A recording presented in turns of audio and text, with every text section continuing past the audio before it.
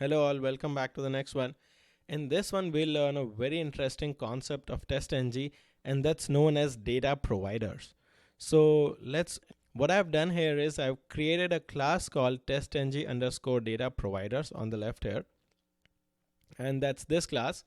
I don't have a lot of things here, just the class name, and I created one test method, named it as test method 1, and it's printing two things here, input 1 and input 2. And you can see here that the method takes two arguments, string input 1 and string input 2. That's the current setup. Now let's talk about data providers and when we need it.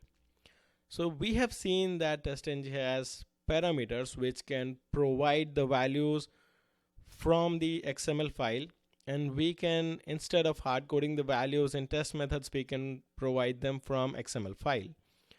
But what if there is a scenario that you want to test something multiple times with different set of data? Let's say first time you test this method with ABC and DEF, and then you want to test it with CBE and XYZ. So basically these are two different set of data, but you only have one test method.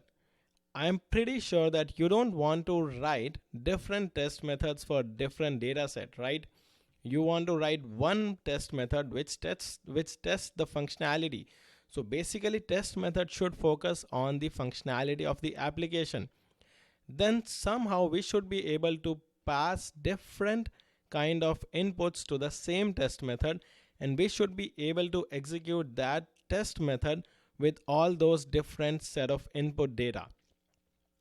So basically, let's say if I take an example of web automation, I have a login page, let's imagine, and I want to test the login functionality with different data set. One set is valid. I have a valid username and password. And this applies to REST case also, if we have REST API testing, or even for backend testing, because we log in pretty much everywhere. So we have different multiple data sets. One is valid set, where we have a valid login and valid password. So my output should be, I should be able to log in. And then for that valid set, I may have different kind of input. Like one is the username with the maximum available characters, one username with the minimum available characters, because a lot of times username has limit. Like the character could be between 8 to 12.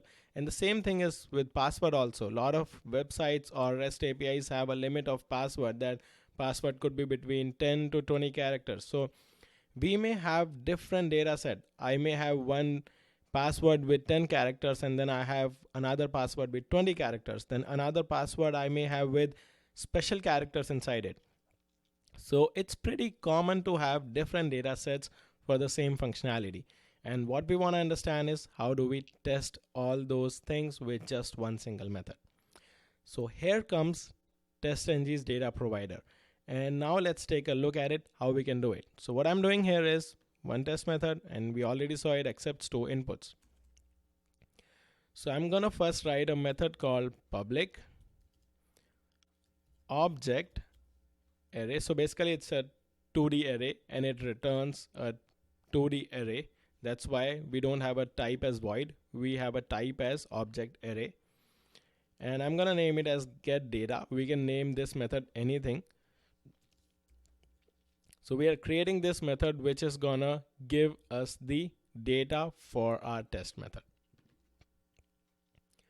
So since it returns an object 2D array, we're going to return a new object and 2D array. And inside it, I'm gonna write the arrays. So let's see the first input, so we can provide different set of data, right? So input 1 and input 2 is one set of data. For them, both of them, let's provide two values. So I'm providing BMW and M3. So let's say this is my first data set. BMW is input 1 and M3 is input 2. So that's how it goes sequentially. And then I'll provide the second set of data. Maybe I want to run my test case with a different car value. So let's say Audi, and I'm going to provide A6. And let's take one more set of data. So this time I'm going to take maybe Benz, and I don't know, maybe C300. So C300. So now what we have here is, and we will end this return thing with a semicolon. And we save the file and everything is fine. So what we have is, we have 3 rows here, right?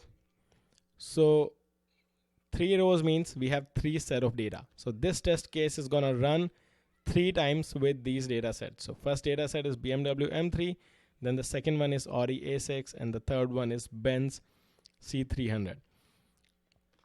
Now, how do we say that it's a data provider? What we do here is we add the attribute here. We add the annotation. So @data provider. So I'm gonna type DA and hit control space, and then I will select @data provider from org.testng.annotations, and I will give a name to the data provider, and this name could be anything. Since I am keeping this as inputs or data for this method, I'm just giving it a name inputs, and you can actually give it inputs ABC, XYZ, whatever you like, but we have to give a name to this data provider. So now we have a name. Now how does this @test annotation or this test method knows that I need to use this get data method as my data input? So it knows with the help of the attribute. So inside @test annotation, we'll use parentheses here and we'll type data. And so please notice D is small here, and then hit control space, and we'll use data provider equals to, and then here we'll give the name. So these 2 names should match. This method name can be anything, but these 2 names should match. Once this is done, the method test method 1 knows that I need a data provider with the name inputs, and everything will be fine. So let's right click and run this code file as testng test and see the output. So what I have here is, let's first see this guy. So I had one method only, test method 1, and we can see that this method was run 3 times, right? First time it was run with the value BMW and M3. Second time it was run with the values Audi and A6. And third time it was run with the values Benz and C300. So the same method was executed 3 times. That's the power of data provider. And now let's see the console. We can see what we are printing up here. We are just printing the inputs. So basically it's going to take the inputs here, right? So input 1 and input 2 first time is BMW and M3. Then again, second time the inputs are Audi and A6. Third time the inputs are Benz and C300. And it says that it passed 3 methods and it shows the values.